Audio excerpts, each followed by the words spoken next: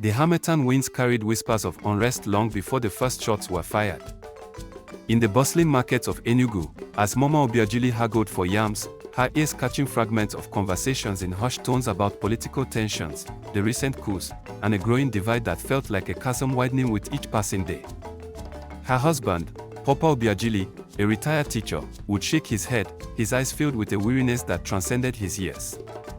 "We have seen too much turmoil," he'd murmur, recalling the nation's struggle for independence just a few years prior.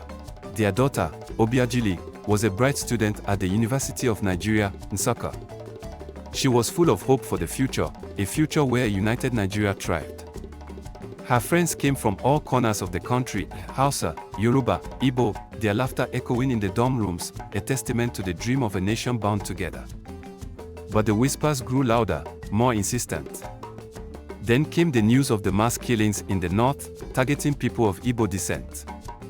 A wave of fear and anger washed over the east.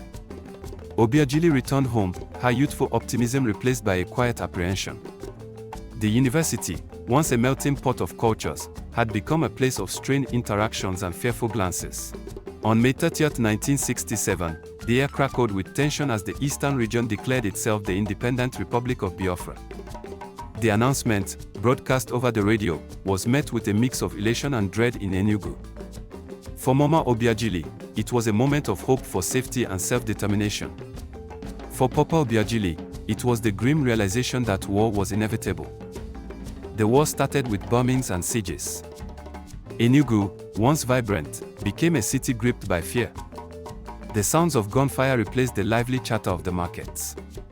Obiageli, volunteering as a nurse's aide, witnessed firsthand the horrors of the conflict, the wounded soldiers, the displaced families, the gnawing hunger that began to plague the land. Food became a weapon.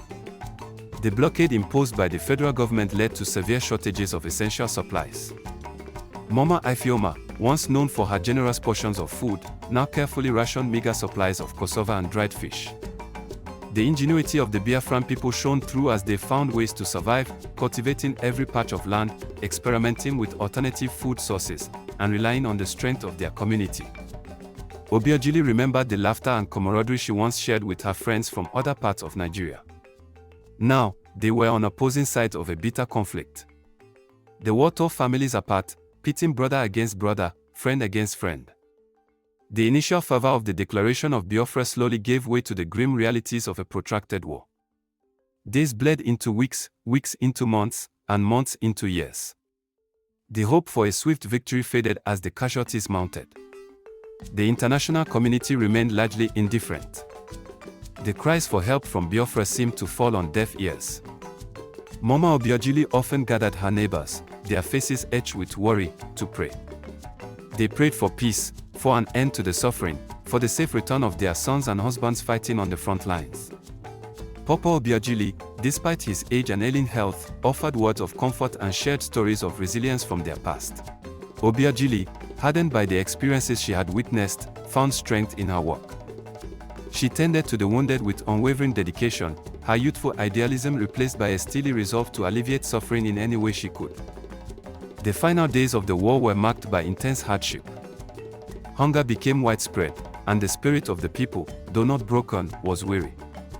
News of federal troops advancing reached Enugu, and a sense of finality hung in the air. On January 15, 1970, the war officially ended.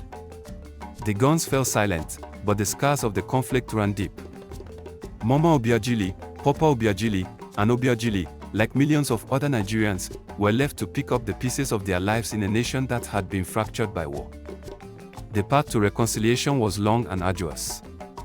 The memories of the conflict lingered, a painful reminder of the devastating consequences of division. Yet, amidst the pain, there was also a yearning for unity, a hope that the lessons learned from the Civil War would pave the way for a more peaceful and unified Nigeria, where the bonds of kinship would transcend ethnic and regional differences, and the dreams of a prosperous nation, once shattered, could be rebuilt, brick by painful brick.